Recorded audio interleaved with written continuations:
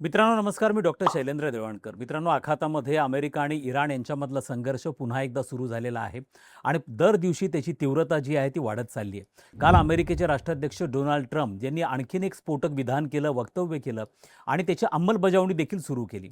अमेरिकेने आता घोषणा केलेली आहे की ते स्टेट ऑफ हार्मुजच्या मधनं ज्या वेसल्स आता बाहेर पडता आहेत किंवा स्टेट ऑफ हार्मुजमधनं ज्या वेसल्स आता बाहेर येतील त्यांच्यावरती अमेरिका आता 20% टोल आकारणार आहे. 20% टोल स्टेट ऑफ हार्मुजमधनं येणाऱ्या सर्व जहाजांवरती, आता तेलाच्या जहाजांवरती असेल, ऑइल टँकर्स म्हणा किंवा गॅसचे टँकर्स असतील, याच्यावरती अमेरिकेकडनं आता 20% टोल आकारला जाणार आहे. आणि हे बघा की ऑलरेडी इराणनी स्टेट ऑफ हार्मुजचं ब्लॉकेड केलेलं आहे. त्याच्यावरती इराणनी 2 मिलियन पर व्हेसल्स पैसे वसूल करायला सुरुवात केलेली आहे. त्यानंतर आता अमेरिकेने पण डबल ब्लॉकेड केलेला आहे. अमेरिकासुद्धा आता 20% त्याच्यातनं टोल हा वसूल करणार आहे. याचा अर्थ असा होणार आहे की हे अनाउन्समेंट झाल्या तेलाच्या किमती ह्या 4% वाढलेल्या आहेत. आता इमॅजिन करा, मी तुम्हाला थोडक्यात याचे कशा प्रकारचे परिणाम होतील हे तुम्हाला समजून सांगतो. आणि अमेरिकेने केवळ घोषणा केलेली नाही आहे, तर अमेरिकेने त्याचं इम्प्लिमेंटेशन देखील सुरू केलेलं आहे. याच्यातल्या तांत्रिक मुद्दे थोडक्यात आपल्याला समजून घ्यायचे आहेत की असं करणं हे अमेरिकेला फिजिबल आहे का, हा पहिला मुद्दा. दुसरं, ते लिगली अलाउड आहे का, आणि जर ते अमेरिकेने केलंच तर त्याच्या कशा प्रकारचे परिणाम होतील, नेमका अमेरिकेला कोणाला टार्गेट करायचं आहे, याच्यातनं आखातामधल्या संघर्षाची तीव्रता तर प्रचंड वाढणार आहे. तेलाच्या किमती भविष्यामध्ये चांगल्याच भडकणार आहेत. त्या ऑलरेडी आता 10%, पहिले 6% आणि आता 4%, असं करून 10% वाढले. It's close to $80 per barrel Brent crude ऑइलची किंमत आता झालेली आहे. आणि जर अमेरिका आणि इराण या दोघांकडनं जो संयुक्त ब्लॉकेड हा स्टेट ऑफ हार्मुजचा झाला आहे आणि दोघं ज्या पद्धतीचे पैसे आता इथनं वसूल करायला लागलेले आहेत, त्याच्यावरनं तेलाच्या किमती सहज $100 प्रति बॅरलपर्यंत एखाद्या आठवड्यामध्ये जाऊ शकतात, असं अभ्यासकांचं, विश्लेषकांचं मत आहे आणि त्याच्यामध्ये तथ्य देखील आहे. आता मी तुम्हाला थोडक्यात सांगतो की अमेरिकेचा नेमका हा निर्णय काय आहे. स्टेट ऑफ हार्मुजमधनं पास होणाऱ्या वेसल्सवरती 20% टोल वसूल करणार म्हणजे काय करणार. आता तुम्हाला मी थोडक्यात पहिले अगदी थोडक्यामध्ये आणि अगदी सोप्या भाषेमध्ये समजून सांगतो की जे गल्फमधले GCC कंट्रीज आहेत, म्हणजे जे तेल उत्पादन करणारे देश आहेत, हे तेल उत्पादन करणारे देश, मग त्याच्यामध्ये इराक आहे, इराण आहे, ओमान आहे, कतार आहे, UAE आहे, सौदी अरेबिया आहे. हे सगळे जे तेल आहेत हे प्रामुख्याने यांचं जे तेल आहे हे पहिले पर्शियन गल्फमध्ये, म्हणजे आखातातनं जे तेल प्रामुख्याने स्टेट ऑफ हार्मुजच्या माध्यमातून जगाला जातं त्यातलं 80% तेल आशियाई देशांना जातं आणि 20% तेल हे इतर देशांना जातं, मग युरोपपर्यंत, अगदी आफ्रिकेपर्यंत, अमेरिकेपर्यंत देखील जातं. पण 80% त्याचं कन्झम्पशन जे आहे ते प्रामुख्याने एशियन कंट्रीज करतात. एशियन कंट्रीजमधला चायना हा सगळ्यात मोठा इम्पोर्टर आहे. जवळपास स्टेट ऑफ हार्मुजमधनं जे तेल जातं त्याच्यापैकी 80% ऑइल जे आहे हे एकटा चायना कन्झ्युम करतो. चायनाबरोबर भारत आहे, पाकिस्तान आहे, दक्षिण कोरिया आहे, जपान आहे. हे सगळे देश जे आहे ज्यांना मिळणारं तेल हे प्रामुख्याने स्टेट ऑफ हार्मुजच्या माध्यमातून येत असतं. आता हे जे स्टेट ऑफ हार्मुज आहे हे प्रामुख्याने, ज्याचा उल्लेख मी माझ्या यापूर्वीच्या पण व्हिडिओजमध्ये केलेला आहे, ही एक निमुळती समुद्रधुनी आहे. याची रुंदी जी आहे ही साधारणतः 32 किलोमीटरपर्यंतची रुंदी आहे. स्टेट ऑफ हार्मुज काय करतं तर पर्शियन गल्फ आणि गल्फ ऑफ ओमान यांना जोडणारा हा प्रामुख्याने ही समुद्रधुनी आहे. आता ज्या वेळेला हे जे तेल उत्पादन करणारे देश आहेत, नैसर्गिक गॅस असेल, LNG असेल, याचं उत्पादन करणारे जे देश आहेत, त्यांच्यामधनं हे जेव्हा बॅरल्स हे लोड केले जातात वेसल्सवरती, शिप्सवरती, तेव्हा ते पहिले पर्शियन गल्फमध्ये येतात आणि पर्शियन गल्फमधनं स्टेट ऑफ हार्मुजमध्ये जातात आणि त्या निमुळत्या समुद्रधुनीमधनं ते गल्फ ऑफ ओमानमध्ये जातात. गल्फ ऑफ ओमानमधनं ते अरेबियन ओशनमध्ये जातात आणि अरेबियन ओशनमधनं ते इंडियन ओशनमध्ये जातात आणि मग त्यांचा पुढचा प्रवास हा सुरू होतो. मग तो बे ऑफ बेंगॉल असेल, साऊथ चायना सी असेल, मग पॅसिफिकपर्यंत हे जातात. परंतु स्टेट ऑफ हार्मुज ज्याचा उल्लेख आपण करतो आहोत हा प्रामुख्याने पर्शियन गल्फ आणि गल्फ ऑफ ओमान यांना जोडणारी एक साधारणतः 32 किलोमीटर रुंदीची ही निमुळती समुद्रधुनी आहे. अर्थात याचं देखील, ह्या समुद्रधुनीचं देखील जे डिव्हिजन आहे हे 2 भागांमध्ये झालेलं आहे. एक आहे नॉर्दर्न भाग स्टेट ऑफ हार्मुजचा, जो इराणच्या कंट्रोलमध्ये आहे, आणि त्याचा सदर्न भाग जिथं ओमान येतो तो प्रामुख्याने ओमानच्या कंट्रोलमध्ये आहे. आणि त्याच्यामध्ये एक छोटी निमुळतीवन पट्टी, म्हणजे स्टेट ऑफ हार्मुजचं डिव्हिजन हे 3 गटामध्ये होतं. त्याचा उत्तरेकडचा भाग हा इराण कंट्रोल करतो, दक्षिणेकडचा भाग हा ओमान कंट्रोल करतो आणि मधला जो भाग आहे हा प्रामुख्याने फ्री वे म्हणतात किंवा त्याला इंटरनॅशनल वॉटर म्हणतात किंवा इंटरनॅशनल वॉटरवे असं म्हणतात.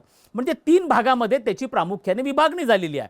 आता पर्शियन गल्फमध्ये ज्या वेळेला स्टेट ऑफ हार्मुजचा उत्तरेकडचा भाग आहे त्यातनं हे जहाज जातं तेव्हा इराण त्यांना अडवतो आणि इराण त्यांच्याकडनं आता सध्या जे बातम्या येत आहेत त्यानुसार $2 मिलियन पर बॅरल त्यांच्याकडनं वसूल करतो. आता ज्या वेळेला हे पर्शियन गल्फमधनं स्टेट ऑफ हार्मुजमध्ये जहाज प्रवेश करेल आणि स्टेट ऑफ हार्मुजमधनं जसं ते गल्फ ऑफ ओमानमध्ये प्रवेश करेल तेव्हा अमेरिका त्या ठिकाणी 20% टोल घेणार. म्हणजेच एका ठिकाणी जसं स्टेट ऑफ हार्मुजच्या सुरुवातीला म्हणजे पर्शियन गल्फच्या मधनं स्टेट ऑफ हार्मुजमध्ये प्रवेश करताना इराण पैसे वसूल करणार आणि स्टेट ऑफ हार्मुज सोडल्यानंतर गल्फ ऑफ ओमानमध्ये प्रवेश करताना अमेरिका पैसे वसूल करणार. अशा पद्धतीने आता ह्या दोघांनी पण त्याचा टोल वसूल करायला सुरुवात केलेली आहे. याच्यातनं अनेक अत्यंत गंभीर अशा प्रकारचे परिणाम होणार आहेत. आता मी तुम्हाला सांगतो की स्टेट ऑफ हार्मुजमधनं प्रति दिवशी साधारणतः किती व्हेसल्स किंवा जहाजं तेलाने भरलेली जातात. तर साधारणतः प्रति दिवशी 140 जहाजं ही स्टेट ऑफ हार्मुजमधनं जातात आणि याच्यातनं जी एकूण तेलाची जो ट्रान्झॅक्शन होतं, ट्रान्सपोर्टेशन होतं, हे साधारणतः 2 कोटी बॅरल्स पर डे, 2 कोटी बॅरल्स हे पर डे स्टेट ऑफ हार्मुजमधनं पास होतात आणि मग ते सगळ्या आशियाई देशांना पुरवले जातात. जगभरामध्ये त्याचा पुरवठा होतो. आता हे 140 ज्या वेळेला नॉर्मल सिच्युएशनमधनं 140 जहाज तिथनं जात होते, आता जेव्हा इराणने त्याचं ब्लॉकेड डिक्लेअर केलेलं आहे 2 दिवसांपूर्वी, त्यानंतर किंवा तो आता सध्या बंद झाला आहे, सध्याच्या घडीला तिथनं फक्त 6 ते 7 व्हेसल्स पास होत आहेत. 140 वरनं 6 ते 7 व्हेसल्सवरती ही संख्या आलेली आहे.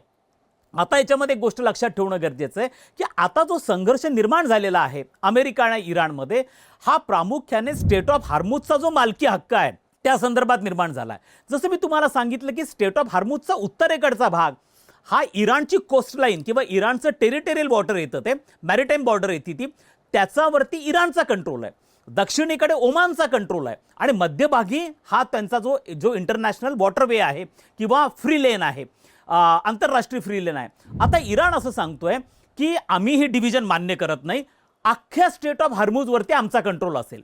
त्यामुळे आता जो ओमानचा समुद्र किनारा आहे जिथनं अमेरिकेने कॉरिडॉर तयार केला, ज्याला ओमान ट्रान्झिट मॅरिटाईम कॉरिडॉर असं म्हणतात, आणि तिथनं अमेरिका आता अनेक आपल्या मित्र देशांना सांगतो की तुमचं जहाज घेऊन जा, आम्ही त्याला पैसे आकारणार नाही.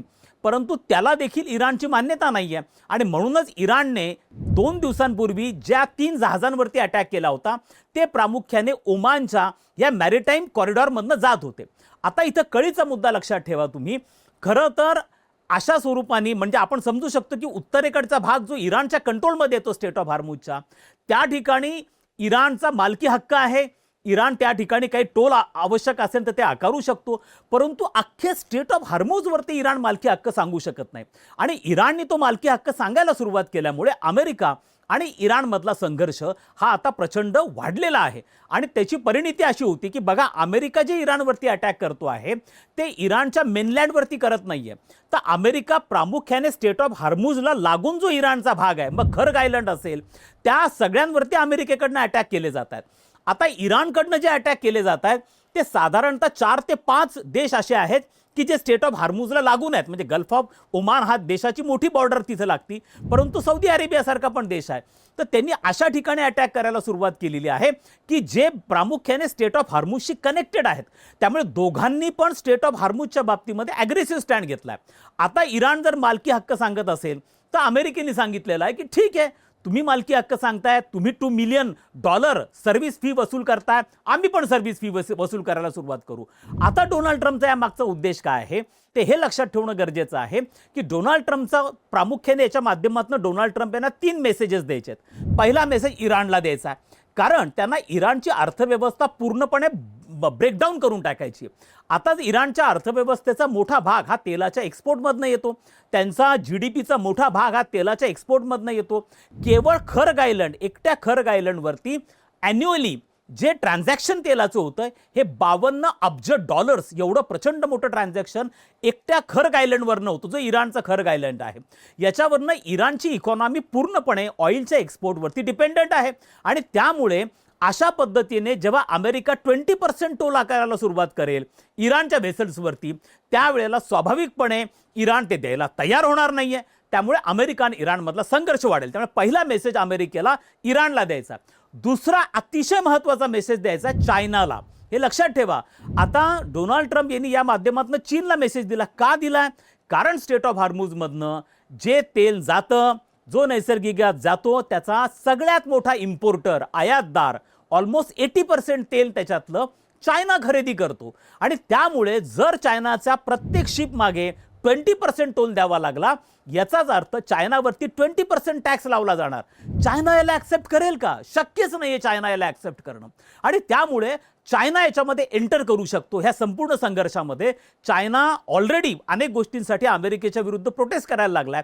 त्यामुळे अमेरिका चायनामधला संघर्ष वाढू शकतो. आणि तिसरा महत्त्वाचा मुद्दा आहे की आता डोनाल्ड ट्रम्प जो इंटरनॅशनल मॅरिटाईम लॉ आहे, इंटरनॅशनल मॅरिटाईम कन्व्हेन्शन्स आहे, युनायटेड नेशननी हा जो सगळा समुद्र व्यापार होतो त्याच्या संदर्भाचे नियम केलेले आहेत, त्याला धाब्यावर बसवायला सुरुवात केली. त्यांनी मेसेज दिला आहे की आम्ही आता याला रिड्रॉन किंवा रिडिझाईन करायला लागलोय, आम्हाला जुने नियम मान्य नाही.